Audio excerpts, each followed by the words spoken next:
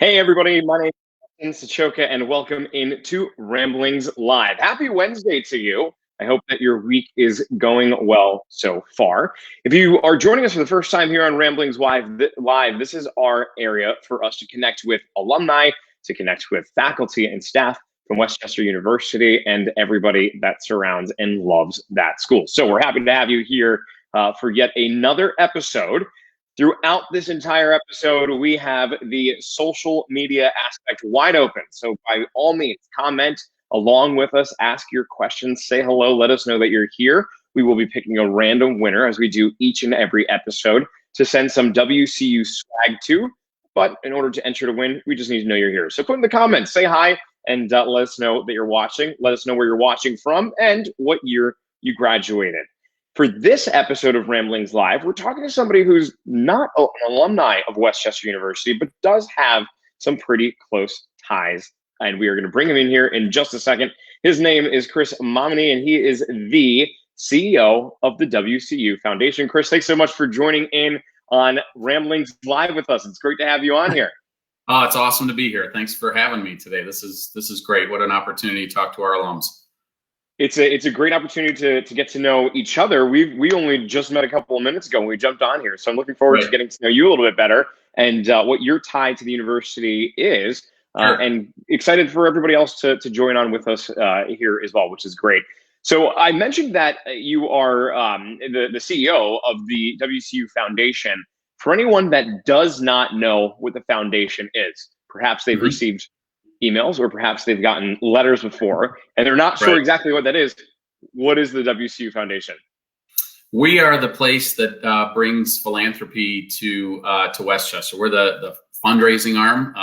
We pride ourselves on matching donor passion to university mission, we like to say.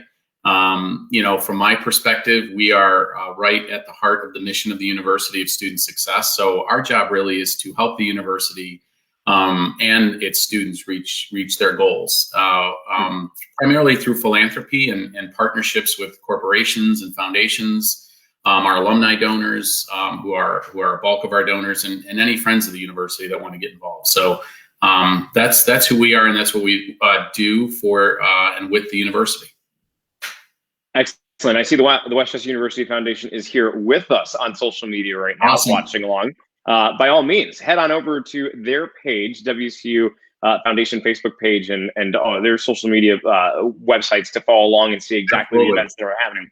And Chris and I are going to talk a little bit about some of the events that are coming up that are happening right now as well. And if you want to be in the know, go on over to their social pages for all of that. Now, Chris, let's get to know you a little bit better. Where is it that you're from? So I grew up in suburban Cleveland, Ohio. I'm an Ohio kid, Midwest kid, and but did my undergrad in upstate New York, and then stayed there. My wife is from Syracuse, so we spent some time up there after getting married, and then eventually moved to Philly in 2013, I guess it was. So got a few bag tags on there, but we're settled here, and got a great family here, and freshman at Westchester, a junior in high school here, and twins that are ninth graders. So that's awesome. I'm sure that the whole family bleeds purple and gold. I would not be surprised if that's the case. They miss being on campus, certainly, for some of the events and the football games and the gold boxes. But we're ramping up to get ready for the fall. So. Well, I do want to talk about how COVID and how the pandemic has changed things for you. But before we get into there, I want to go back into Syracuse, because you must have been, we this winter have been hit with snow like no other. But in Syracuse, is what we've experienced so far this year for you, is that just like, it's like a small dust? Yeah, I'm looking out my window now here. This is a summer day in Syracuse. I mean, it's 52. Exactly. My kids are out. They'll be outside in shorts today. But I think when we moved here, I read somewhere that Philadelphia averages about 11 inches of snow, the Philadelphia area, and Syracuse is about 176. So this has been great. Yeah, I imagine that you're probably the only person in Westchester that's like, come on, bring it on. This is fine. Yeah, this is easy. Exactly. Well, that's good. I'm glad that you've had that, because all I want to do is leave right now. I want to get to somewhere warm. This has been a long. We're getting accustomed these, shorter winters. And this has even been long for us. So Yeah. Wow. All right. Well, that says something. Let's talk about the pandemic and how that's changed things yeah, up. I mean, it goes without saying that has uprooted every single aspect of life yeah, across this entire world. But specifically with what you do and what the foundation does, I imagine hmm that it really had to throw a big wrench into your day-to-day operations, and your year-long operations. I mean, it's been a year now, almost to the yeah, day, this has hmm happened. When I think about the events that go on at Westchester University all year long, I mean, that's a lot of stuff. People look forward to coming back to campus. People look forward to going to the events that the foundation, that the alumni puts on. right. How did you adapt? How has it thrown challenges your way? Well, first of all, I have to say, I mean, we have an extremely talented team of people. We got about 30 folks over at the foundation, Mm, from the frontline people, the major gift officers, to the events folks, to our scholarship and stewardship folks, to our more the back of the house that it's not as glamorous or glorious as it is being on the front lines, but we have just a great team. The innovation that they showed, even with sort of the proactivity, even before a year ago, it was kind of like, we see this coming, and if we got to go remote, what's that going to look like, and how do we get yeah, up on Microsoft Teams, and how do we get the right Zoom licenses, and how do we? So we were right in the throes last year, just at this time of our gala that we'll talk about in a little bit, but sure. so that's an in-person event, Longwood Gardens, black tie, the whole, like, kind of our feature event of the year. And we had to pivot on a dime, and our team did Yeah, it seamlessly.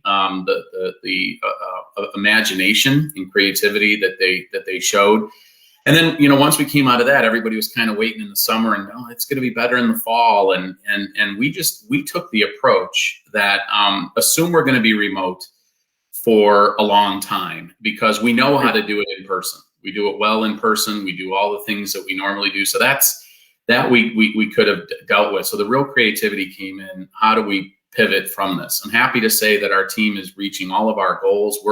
Our goal each year is to raise $9 million for the university, for the wow, students of the university. And we're tracking right on that. We exceeded goal last year. So that's amazing. nobody's denying, and it's a testament to our, certainly to our people inside the organization. It's also a testament to our alums and our friends who have really come forward and said, we recognize that this is a challenging time for students at Westchester. So whatever we can do to help out with scholarship and financial aid or student programs, technology, so we're there too. So it's a street, but it's been awesome. It can be hard to get people back into the office, I think. Well, that actually, I wanted to branch off of that, because I think there's a lot of industries out there that have seen that Yeah. what they're doing is working. And to what you Yep. just said, it's working. Of course, we want to go back into in Yeah. person. Of course, we want to do that. Do you envision that there might be some type of hybrid work environment in the future? Is that beneficial for people? Yeah, gotta be. I think so. I think it's beneficial for all of us, right? I mean, the Yeah, efficiency. I mean, I have maybe a 25-minute commute from up here in outside of Phoenixville, down, but even that time that I save, or I think sure. if my board's listening, I think they're getting high value out of folks like me and others on the team that are working from home and are getting a lot more done maybe that they might be. At the Yeah, same time, I'm a big culture and organizational dynamics kind of guy, and so I'm dying to have people back. Look, we're in the fundraising business, so we're relational. We love sure. seeing people, and so I think we're going to have to come to some kind of hybrid model on our work environment. More importantly, I think in our just fundraising environment, right? Mm, We've learned, as we'll talk about, we're able to reach people that heretofore couldn't come to events, right? And so to say, here's a Zoom link, want to have a drink with the president? And yeah, you're in California? Absolutely. Love to have a drink with the president. And so we're able to do that now. And so we're going to have to make sure we don't bring the pendulum too far, but try and sure. find a good balance, both in the work environment, but also in our development and fundraising environment. Yeah, I imagine that there's things and there's events that had to have shifted because they had to. There wasn't a Yeah. choice. You had to go online, like you said last year for the gala, and of course, people want to get back to in person. But I'm sure that you've Right. seen some great success with things online that, quite frankly, is probably better to do that way. You can access more people. You can Exactly. make it a little bit easier. I think of our folks in our New York City chapter, right? We've done a lot of work in the last 2 years with Jenna Birch and her team to reactivate a chapter up in New York. There we have all sorts of alumni up there, and it's interesting because you would think, well, we'll have an event down at one of the restaurants, bars, reception areas, whatever it is, and you kind of hear, oh man, I'm up in uptown. I don't want to come all the way downtown, and we're thinking, hey, we're coming your way.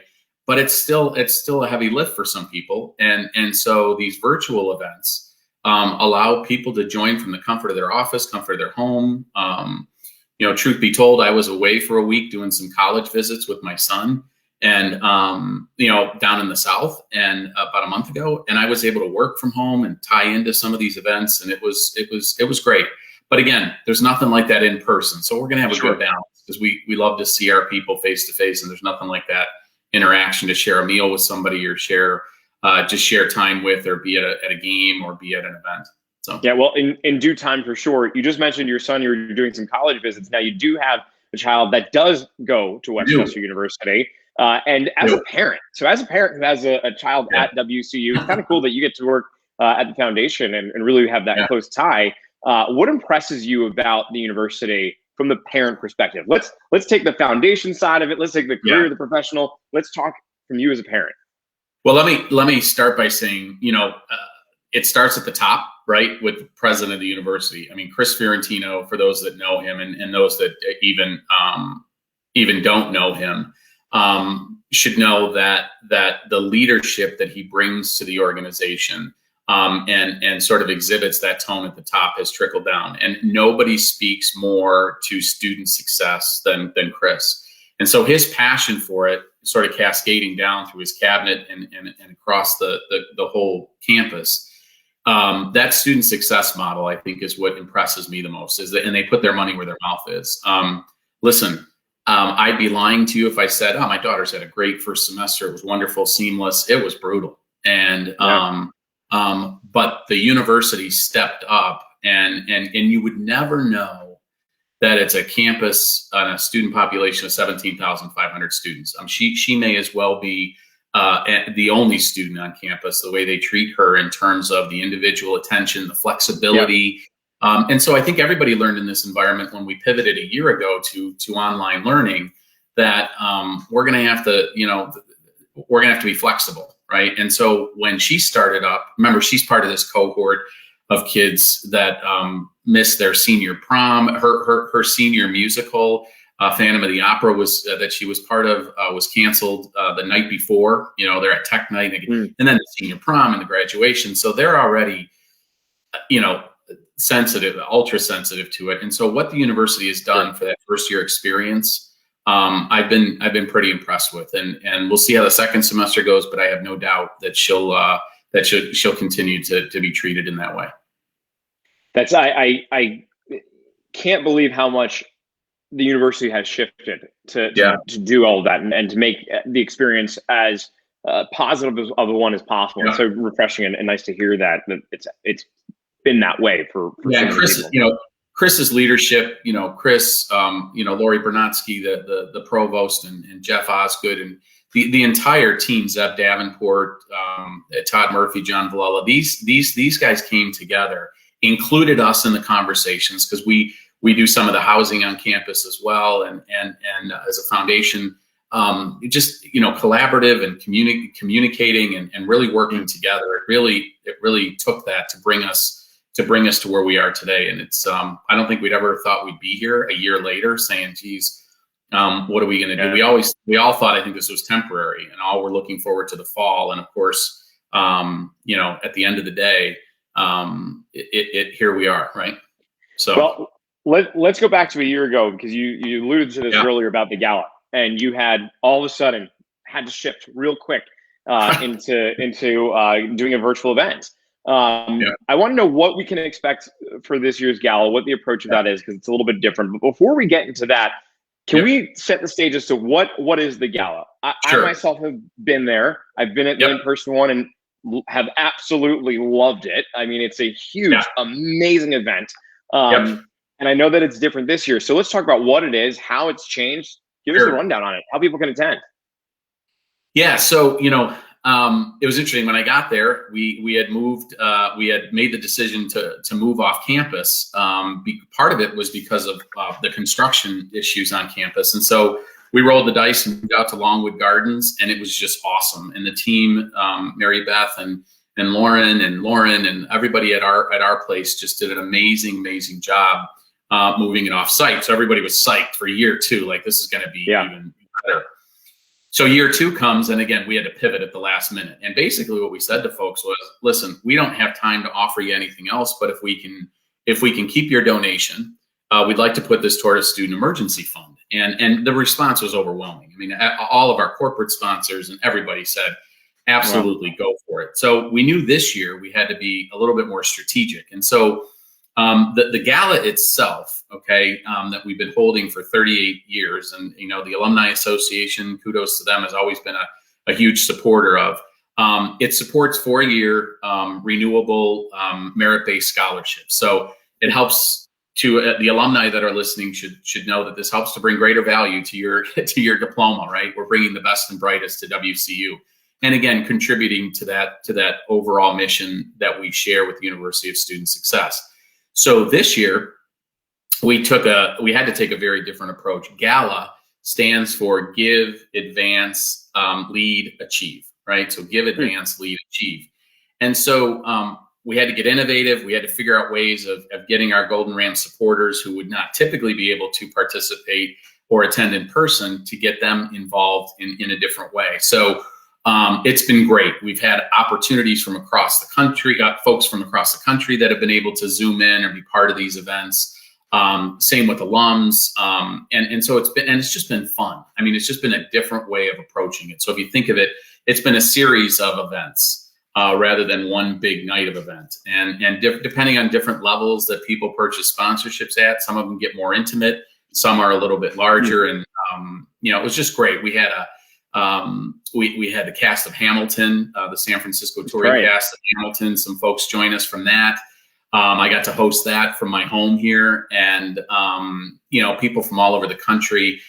Recently had a Disney artist that did some stuff for our folks, and we've got more coming up. It's just been awesome. It's just been really fun to do. And again, nothing like that in person, going to Longwood Gardens and celebrating. But I think this is going to be in our arsenal for years to come in terms of the creativity of how do we engage donors. Well, you just took the next question right from me that I was going to ask, and that was for future galas. You're at 38th right now. There's 39th. There's 40th. Wow. It's how cool that you could say you hosted the cast of Hamilton in your home, which technically you did. Even though it was all virtual, you could now say that later on. But do you think that the gala, rather than just being a one-day event, is there talk yet at this point, or do you think, can you make the prediction that this might be a new trend, that it's, sure, there's going to be in person, but there's going to be other opportunities to bring alumni from all over in an event like this? Listen, our whole priority is engagement, right? And we pride ourselves on I'll call it, we call it a donor-centric model, is that we try and do what best speaks to donors. And listen, it's not rocket science to figure out that a one-night event, that if somebody has a conflict, or God forbid the weather, or again, people are not going to come from all over the country for that's going to appeal to a certain audience. But I think what we've learned in this is we have a much wider audience that we need to attend to. So I think you are going to see us, try and expand out this notion of engagement. Whether it's under the banner of gala or not. I think people think of gala as an event, and our team was creative enough to come up with that acronym this year. But I do think you're going to see us try and just bring more people into the story of Westchester and the mission of the University of Student Success. First of all, it's appealing to donors. We know that, but it's also just a terrific story to tell. I mean, this university is, all of my friends and colleagues that are in this type of business are like, this must be like shooting fish in a barrel. I spent 25 years in private Catholic education, K-12. Okay. That was a different story, right? I mean, enrollment declines and challenges and bad PR Sure. and school Totally closings, and loved raising money in that environment, and there was a compelling argument there. But here at Westchester, enrollment growth, record enrollments, the leadership of President Fiorentino, the 150th anniversary of the university coming up.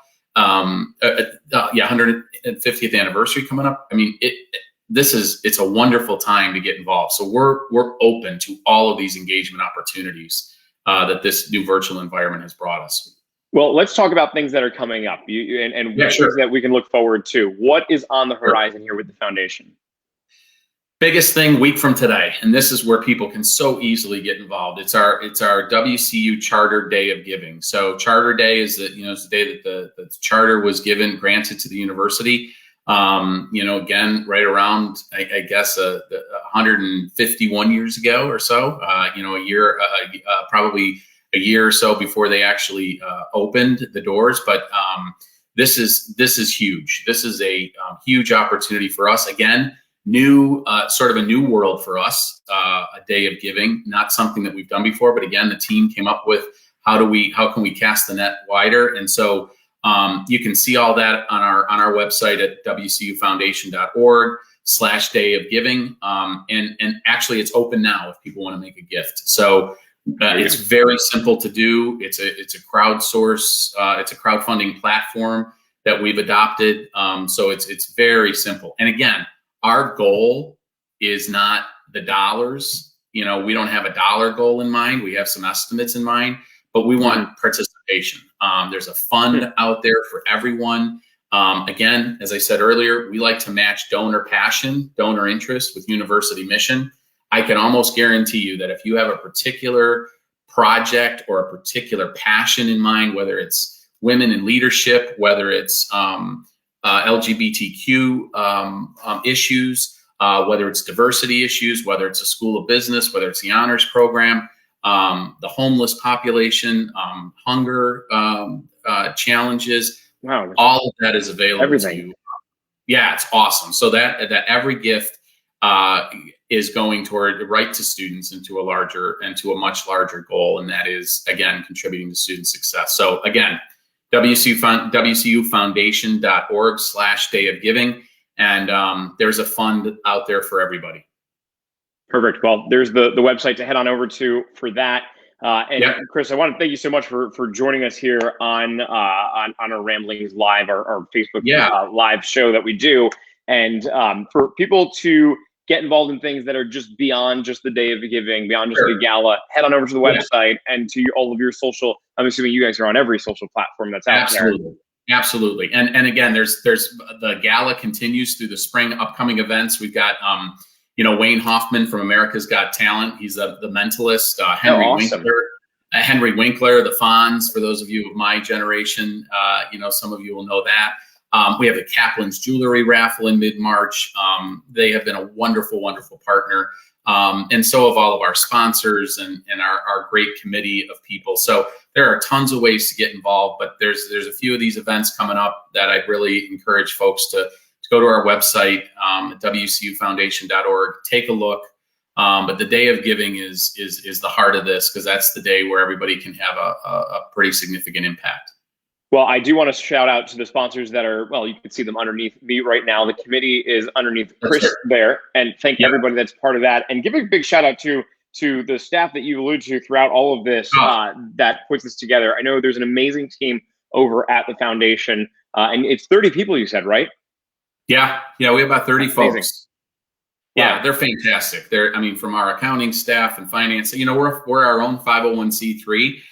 Part of the nature of being an independent 501c3 gives the university flexibility they wouldn't have in the state system to keep these dollars with us and to be a little bit more innovative and creative around those. But at the end of the day, we're here to support the university, but we have all sorts of compliance issues and all those fun things that come along with being a foundation. But we're